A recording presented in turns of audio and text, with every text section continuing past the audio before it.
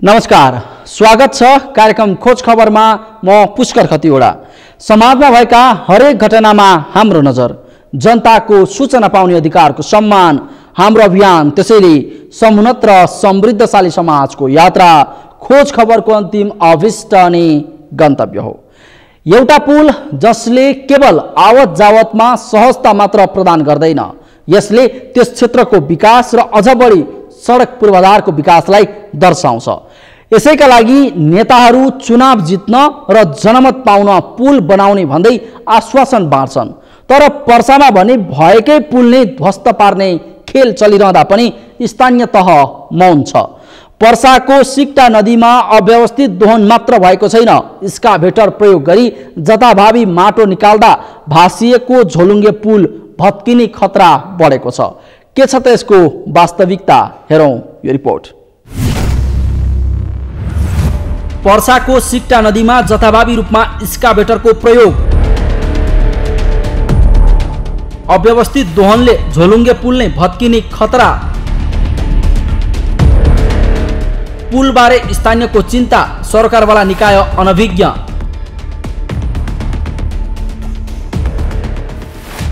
यो दृश्य पर्साको कालिकामाई छिफरामाई गाउँपालिकाको सीमा सिक्टा नदी माथिको झोलुङ्गे पुल हो। अहिले यो झोलुङ्गे पुल भत्किँदै एकतर्फ यसरी भासिएको छ। यसरी दुई गाउँपालिकाको सीमा जोड्ने पुल सिक्टा नदीको झोलुङ्गे पुलको एकातर्फ भासिँदा अहिलेसम्म सम्बन्धित निकायको ध्यान पुग्न सकेको छैन।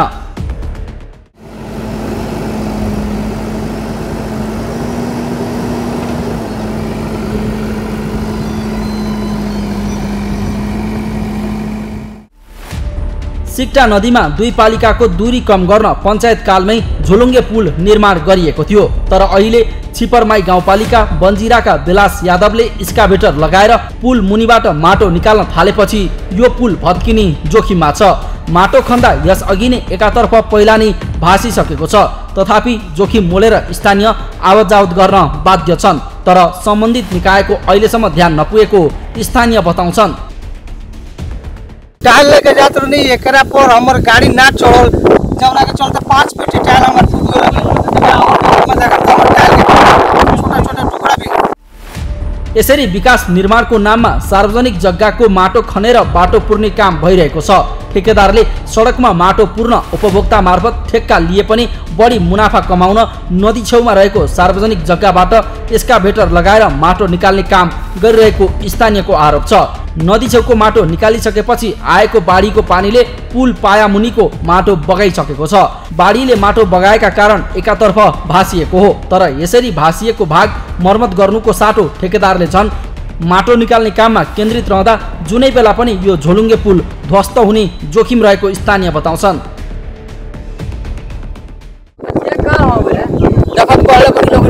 बांदारी को लोग के चलते है पाया का माटी लेके चल भाई और ये दिक्कत बा बांदारी कहे जो 4-5 खेतवा बाटे दे लोग चिरत आइए धक दावा लेके जात रहन लोग, तो आई टुटल बात लोग नहीं के बनावा ना कोनो एकर सुनवाई नहीं है। अहिले नदी छेउबाट दैनिक 20 देखि 30 ट्र्याक्टरसम्म माटो निकाल्ने काम भइरहेको छ। पुल नजिकै स्काभेटर लगाएर यसरी माटो निकालिँदा यसले पुलमा असर पर्छ भन्ने जानकार स्काभेटर चालक भाडामा चल्ने स्काभेटरलाई ठेकेदारले भनेको ठाउँबाट माटो निकाल्न बाध्य भएको बताउँछन्। के आदेश अब त्यो गाडीले बोलाउनु पर्छ हाम्रो त्यही हाम्रो गाडी भाडामा चल्ने अब जसले पठायो भने त काम कसले पठाउनु भन्छ तपाईले? बेलासको साथीहरु उहाँ को हुनुहुन्छ? उहाँ गाउँको मान्छे हुनुहुन्छ। गाउँको मान्छे हुनुहुन्छ। अनि उहाँले यो नदीको माटो खनेर ल्याउनु भन्नुपर्छ। अनि तपाईँ जस्तो यो खोन्दै हुनुहुन्छ, यसले गर्दा त्यो झुलुङ्गे पुलमा असर गर्दैन? गर्छ नि त, असर त गर्छ नि। अब हाम्रो काम अब गाडी चलाउने हो।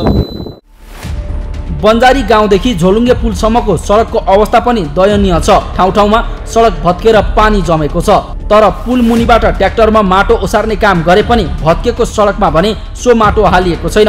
यसले जनतालाई आवत जावतमा समस्या भएको छ, तर ठेकेदारले भने यसलाई पूर्ण 1 ट्र्याक्टर माटो समेत पानी जमेको सडकमा खसालेका छैनन्।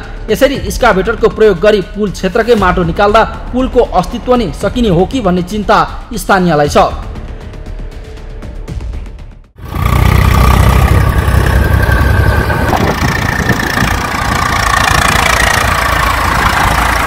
यो अब यिनीहरूले हामीले त भन्नु त सबै आउँदा राम्रो छ। यो बाटो नजिक छ, नजिक भएकोले सबै यो नजिकै बाटो हिँड्ने हो। त्यो बाटो जाँदा अलिक टाढा पर्छ, तर यिनीहरू के हुन्छ ठेकेदारहरूले आफ्नो काम गर्ने हो, अरू जनता भाडमा जाओस् केही गरोस् त्यस्तो मतलब छैन। त्यो माटो काटेर त्यहाँ ल्याएर आफ्नो घरमा राख्ने, आफ्नो गाउँमा काम गर्ने, यहाँ केही गर्नु पर्दैन। यसरी एकातर्फ भासिएको पुलबाट स्थानीय जोखिम मोलेर नदी वारपार गर्न बाध्य छन्, जबकि निर्माण कार्यका नाममा भइरहेको झोलुङ्गे पुल नै नरहने गरी काम गरेको भन्दै स्थानीयले विरोध गरे पनि अहिलेसम्म यसको कतैबाट सुनवाई भएको छैन। हुन त पुल क्षेत्रबाट माटो निकाल्ने कार्य चलिरहेको स्थानीय तहलाई जानकारी नभएको होइन, तर रोक्नका लागि हालसम्म कसैले आँट र चासो देखाएका छैनन्। पुलको एकातर्फ भासिएकाले त्यसको मर्मत तथा माटो निकाल्ने काम बन्द गरिने छिपरमाई गाउँपालिकाका अध्यक्षको भनाइ छ। प्रदेश सरकारले अलि नियम बिचेर आफ्नै हिसाबले योजना तयार गरेर नामाकरण गरेर हरेक गाउँपालिकालाई पठाएका छन्। त्यही हिसाबले त्यो योजना बन्जारी टोलमा काम हुँदैछ ढलानको लागि। उहाँहरूले नै त्यो अहिले हजुरबाट नै भर्खर मलाई जानकारी भयो कि माटो काटिरहेछ, मैले फोन पनि गरेँ, त्यो भएर अहिले भर्खर जानकारी भयो। अब विस्तृत जानकारी हामी अब यसपछि लिन्छौँ। हामीबाट गाउँपालिकाबाट माटो काट्ने केही इजाजत हामीले दिएका छैन र जानकारी पनि छैन। पहिला त्यो दुईटा सिमानामा जोडिएको झुरेङ्गे पुल हो। पहिल्यैदेखि पञ्चायत कालमा अहिले गाउँपालिकाको संरचना थिएन, त्यसभन्दा अगाडि नै त्यो झुरेङ्गे पुल त्यहीँको बन्जारी टोलको वाडा कार्यालयले त्यति बेला वाडा समितिले निर्माण गरेको हो। छिपरमाई गाउँपालिकाका प्रमुख पुल मुनिबाट माटो खनेको बारे जानकारी नभएको बताएर पन्छिन खोजेनन् मात्र उनले प्रदेश सरकारको योजनामा बन्जिरामा बाटो ढलानको काम भइरहेकाले कच्ची सडकमा माटो पुर्न त्यहाँबाट माटो खनिएको हुन सक्ने आंकलन गरेर विषयबारे आफू जानकार नभएको तर्क समेत गरे। नेपाल भारत सिमाना पर्सा जिल्लाको दोस्रो नाका छिपरमाई गाउँपालिकाको भिस्वा बजार पर्छ। कालिकामाई गाउँपालिका, पोखरिया नगरपालिका लगायत आधा दर्जन गाउँपालिकामा स्थानीयले घराइसी सामान खरिद गर्न सीमा बजार भिस्वा सिकटा पुग्ने गरेका छन्। तर भासिएको पुल समयमा मर्मत र पुल छेउको माटो निकाल्ने काम रोकिएन भने आउने दिनमा पुल नै ध्वस्त हुने खतरा बढेको छ। यसरी बनेका संरचना संरक्षण गर्नुपर्ने ठाउँमा उल्टै माटो निकालेर पुललाई थप जोखिम पार्ने काम भइरहेकोले यस विषयतर्फ सरकारवाला निकायको ध्यान जान र भइरहेको संरचनाको मर्मत तथा संरक्षणमा सम्बन्धित निकायले काम थाल्न आवश्यक छ। खोज खबरका लागि पर्साबाट नरेश सराफको रिपोर्ट। हो सिक्टा नदीमाथिको झोलुङ्गे पुल एकतर्फ भासिदा समेत देशमा बनेको तीनै तहका सरकारले पनि चासो नदिनु यो त विडम्बना भएन र?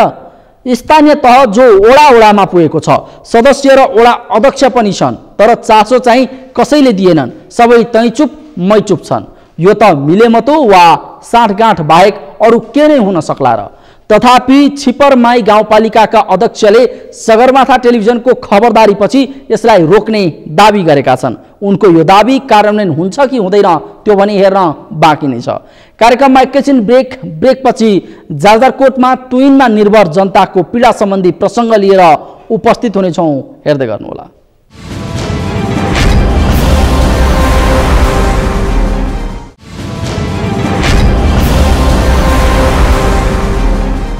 ब्रेकपछि स्वागत छ। कार्यक्रम हो खोज खबर।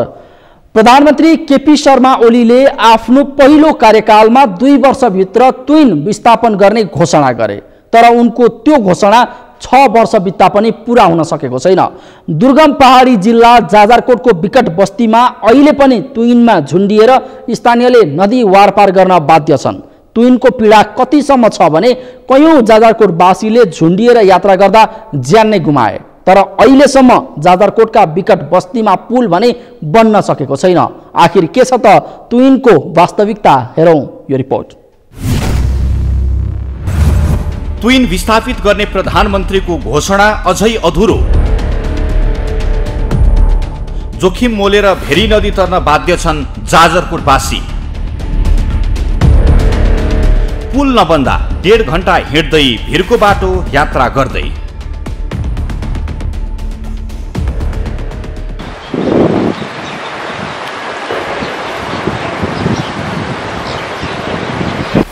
प्रधानमन्त्री केपी शर्मा ओलीले आफ्नो पहिलो कार्यकालमा 2 वर्षभित्र ट्विन विस्थापन गर्ने घोषणा गरेका थिए। 2072 साल असोजमा प्रधानमन्त्रीको कार्यभार सम्हाले लगत्तै ओलीले गरेको पहिलो निर्णय थियो यो। आर्थिक वर्ष 2072-73 को बजेट भाषणमा पनि ट्विन विस्थापन गर्ने घोषणा गरिएको थियो। तर त्यो भाषणको 4 वर्ष बित्यो, तर ट्विन भने अझै विस्थापन भइसकेका छैनन्। दुर्गम पहाडी जिल्ला जाजरकोटको विकट बस्तीमा अहिले पनि ट्विनमा झुन्डिएर स्थानीयले नदी वारपार गर्न पर्ने बाध्यता छ।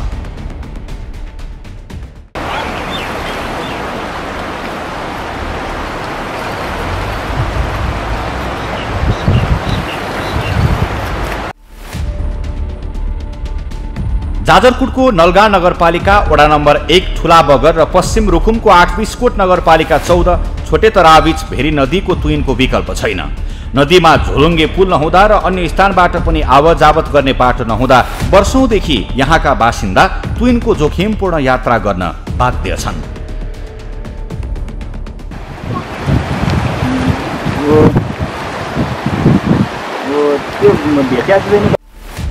ठुला बगर, खर्चा, डमशिला, भित्रखोला, उडारा, पाली लगायत गाउँका 100 घर परिवार स्थानीय प्रविधिबाट निर्मित ट्विनकै भरमा नदी वारपार गर्न बाध्य छन्।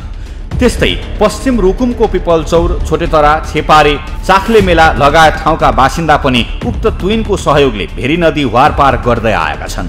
स्थानीय प्रविधिबाट काठले बनेको ढुङ्ग्रोमा बसी फलामको डोरीमा झुन्डिएर 100 मिटर चौडा भेरी नदी वारपार गर्ने गरेको स्थानीयको भनाइ छ।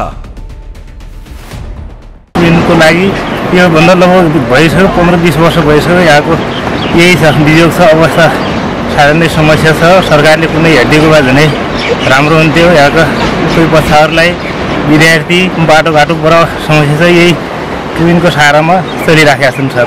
ट्विनको विषयमा कुरा गर्दाखेरि पहिला पनि अब यस्तै समस्याहरू भइसकेका थियो र अहिले पनि यस्तो समस्या जीर्ण अवस्थामा छ।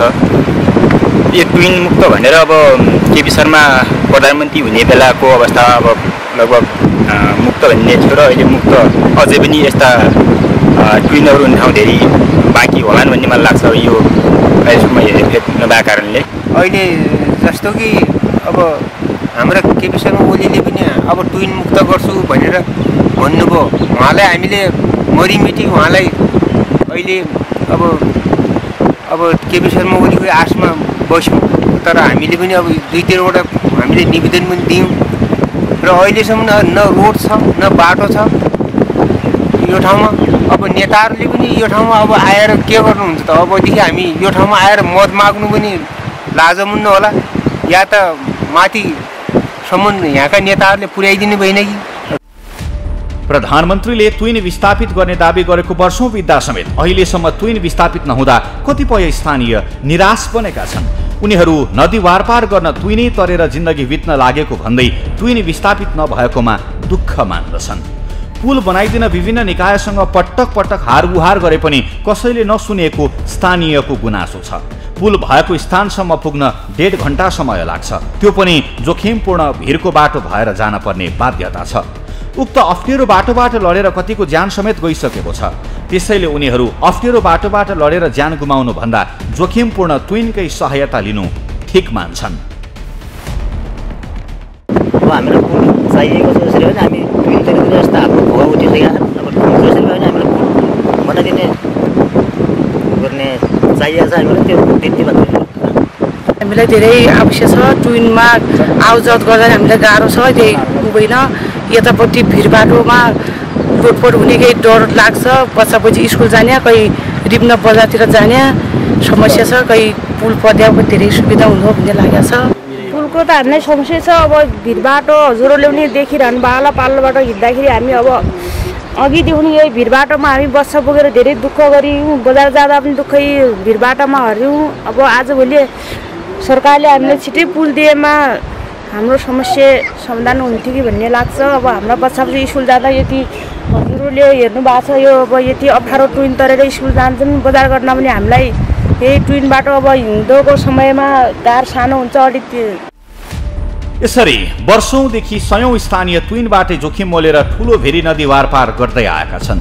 स्कुले बालबालिका, वृद्ध वृद्धा लगायत सबैले ट्विनकै भरमा नदी वारपार गर्न पर्ने बाध्यता छ। अझ वर्षौंदेखि एउटै ट्विन प्रयोग गर्दा यसको जोखिम झनै बढेको छ। 30-40 वर्ष अघिसम्म नदी वारपार गर्दा चिन्डा र डुङ्गा नाउको प्रयोग गरिन्थ्यो। चिन्डा र डुङ्गाको माध्यमले वारपार गर्ने क्रममा नदीमा बगेर 3 जनाले समेत ज्यान गुमाउन परेको थियो, जसका कारण 20 वर्ष अघि बनेको उक्त तुइनकै भर अहिलेसम्म दैनिक उपभोग्य वस्तुको आपूर्ति गर्न, औषधि उपचार गर्न र अन्य कामकाजका लागि सदरमुकाम खलङ्गा आवजावत गर्नुको विकल्प नै छैन। भेरी नदीमा पुल बनाइदिन विभिन्न निकायमा पटक पटक आग्रह गरे पनि राजनीतिक पहुँच नहुँदा सम्बन्धित निकायको ध्यान नपुगेको ठुला बगरवासीको गुनासो छ। यत्रो जनता वारिपारीको बस्ती रहेछ, यहाँको बस्तीको लागि अत्यन्तै आवश्यक पुल देखियो, किनकि विद्यार्थीहरू साना बच्चाहरू पनि यही टुइनमा आउने देखियो। यसले गर्दा हामीले अत्यन्तै अलिकति नमजा जस्तो देखियो।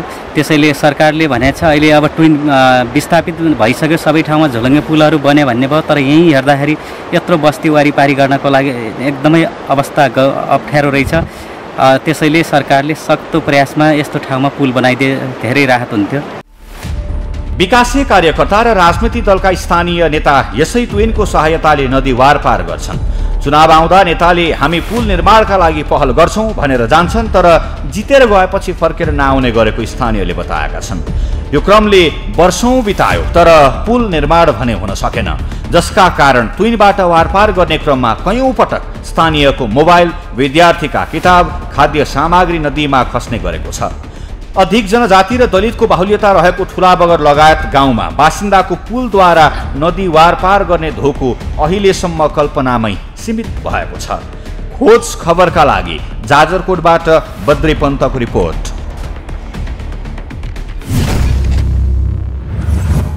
हो, देशभरबाट तुइन विस्थापित गर्ने प्रधानमन्त्री ओलीको योजनाले जाजरकोटवासीलाई छोएको छैन।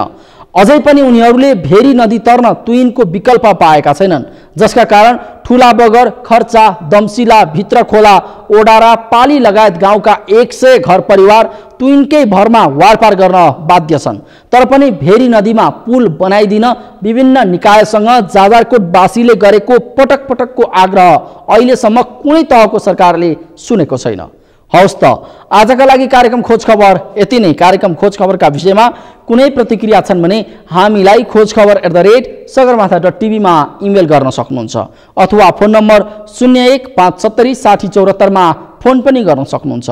लुकेका र लुकाएका खबर निरन्तर जारी छ। नेपालको पहिलो न्युज च्यानल सगरमाथा टेलिभिजन हेर्दै गर्नुहोला। नमस्कार।